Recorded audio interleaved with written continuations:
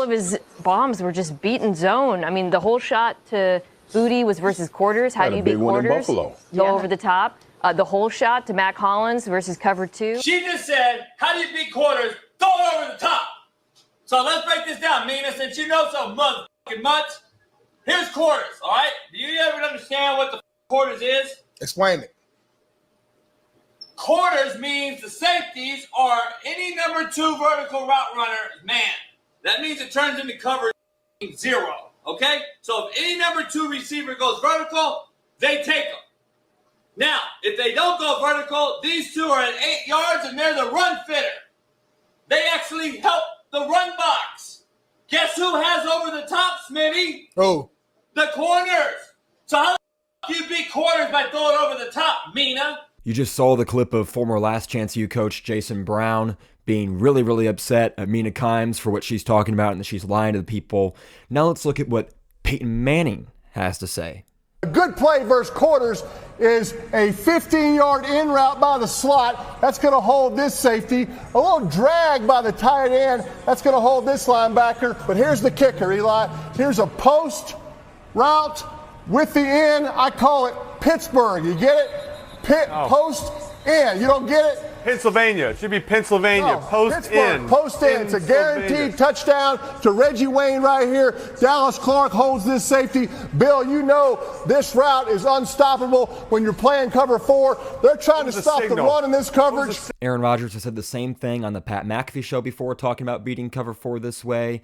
There are a bunch of sources. Kurt Warner currently on X. Kellen Mond on X.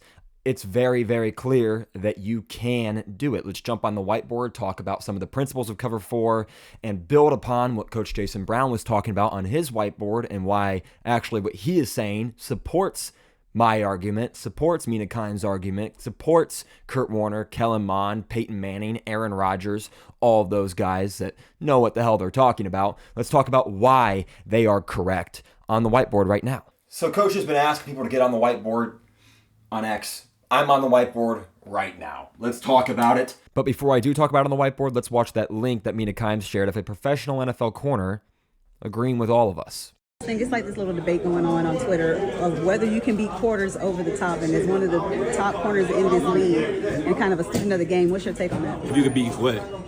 That you can't beat Quarters over the top. Quarters? Yeah. Yeah, you can beat Quarters over the top. As a corner, you get a Quarters call. You mostly know Quarters beat is coming. Like mainly the safety got number 2 vertical, and the corner got 1. So if you run like a deep dig, with number 2, grab the safety eyes, and you run a big post from number 1, the corner, out leverage with a good ball, you can definitely beat Quarters. 2-by-2 formation, 2 receivers to the left, 2 receivers to the right, running back in the backfield with the quarterback. You got a 4-3 front, so 4 down linemen, 3 linebackers, 2 corners, 2 safeties. Safeties are high on a 2-high shell. They're playing Quarters coverage. So what does he say? Well, he says that these safeties are really in the run fit. They're down lower, and they're going to attach to number 2 on either side if number 2 gets vertical past the second level. If he gets past the linebackers, the safeties have him.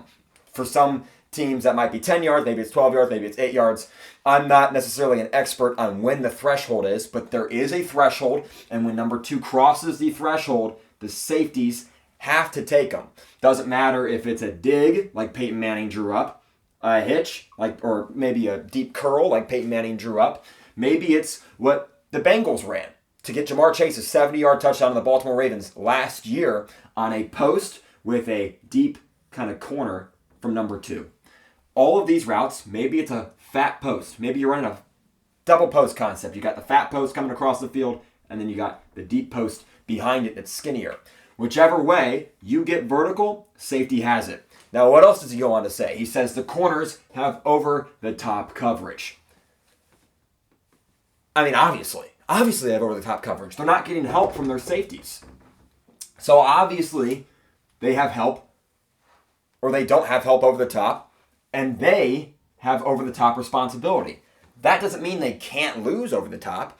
It just means they're supposed to cover over the top. But a post route is an incredibly difficult route to defend because they have to stay high and on top of this route, and then they have all of this space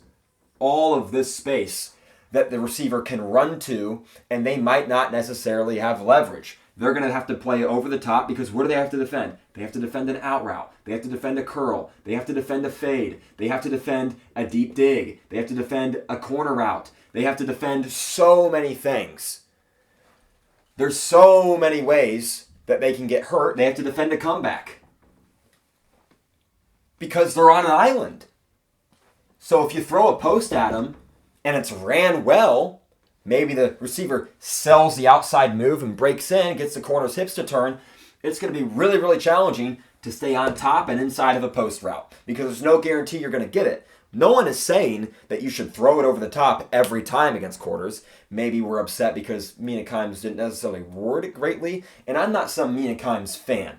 I don't really watch ESPN a whole lot. I don't watch her work or really anything she does almost ever.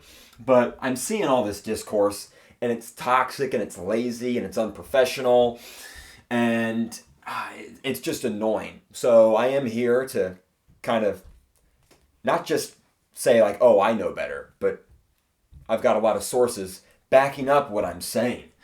So, I mean, Peyton Manning, Aaron Rodgers, Kurt Warner, it's pretty evident that it is more than appropriate to go over the top and throw this post route against cover 4. It's a great route to throw. You just got to hold the safety. Let's jump into the film where Mr. Not the Deep Ball, when talking about quarters, will see that the deep ball does in fact win against quarters. This is the shot to Kayshon Boutte that she references in the beginning of the clip I played earlier. Now, she says hole shot. It's not a hole shot. I think it's a flub because she is referencing the hole shot that gets completed to Mac Hollins later in the game or at a different point in the game. I'm not sure if it was later or earlier. It's a terrific throw by Drake May. It's against zone coverage, which was what she was talking about.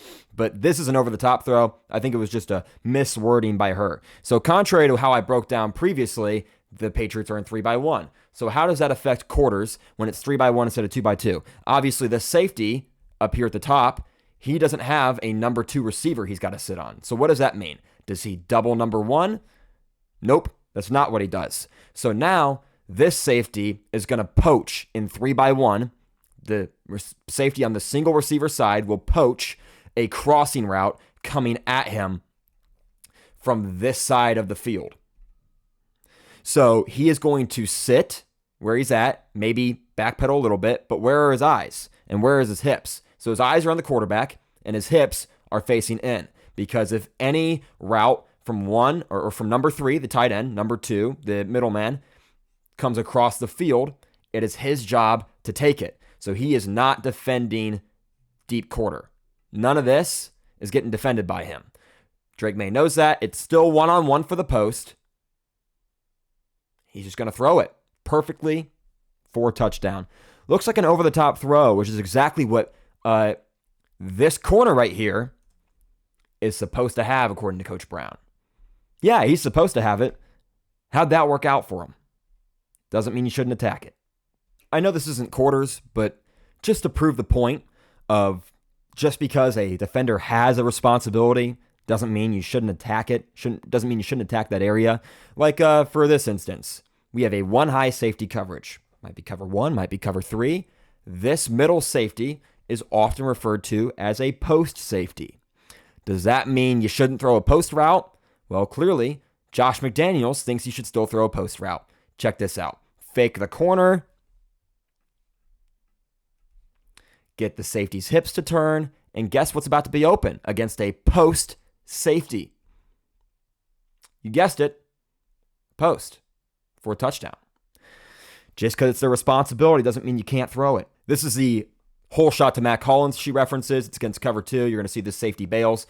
If you're enjoying this video, please consider leaving a like and subscribing to support my channel. I would greatly appreciate it. So this hole shot right here against cover 2 is a terrific throw. This corner is going to have the flat, so he's not going to run with Mac Hollins on the fade. Deep half from the safety, deep half. You get the deep middle from the linebacker, vertical hooks from these linebackers. This corner also going to sit. It's zone coverage. This is the hole shot she references.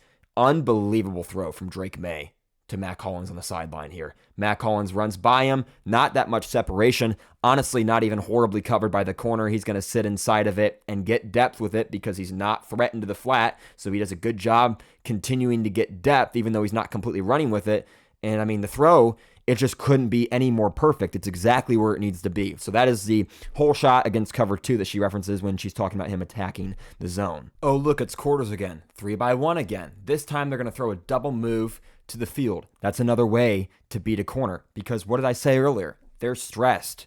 They have so much responsibility. There is so much on their plate to defend. So what do? They run a double move with Keyshawn Booty, and it goes to the house for a touchdown. Double move. Pop, pop, bang, gone. Dig and go. Perfect throw, perfect route. It's quarters. This safety is going to have over here. This safety is over here. They're kind of sitting at about 12 yards. And this corner is one-on-one. So where do we throw? Over the top. Don't have to do it every time, but it certainly works to do it sometimes. Someone on X I saw ask the question, what coverages do you not run a vertical route against? What do you not want to attack over top against? And the truth is, you should try to attack over the top against every coverage, because there's ways to do it against every coverage, just like there's ways to attack underneath against every coverage that gets ran popularly. You should do both. That is how you stress a defense. Unpredictability makes their lives difficult. You just can't be predictable. The only way you attack cover 4 is a deep post, then yeah, they're going to cover it, because the corner will know the post is coming. But if the corner doesn't 100% know the post is coming, you can trick them. Let's take a look at that Joe Burrow touchdown pass I mentioned earlier. Here's the touchdown pass against the Ravens last year. You'll notice he talks about number 3 to the flat. Contrary to belief, the quarters beater is getting any number 3 receiver to the flat. By definition, the third receiver is what beats quarters, not the damn deep ball. Are you shitting me, ESPN, for allowing this mother to go on your mother channel and spit this false narrative rhetoric bull? Are you shitting me? Now quarters you throw over the top, homie? You're on ESPN and you're lying to everybody. You moron.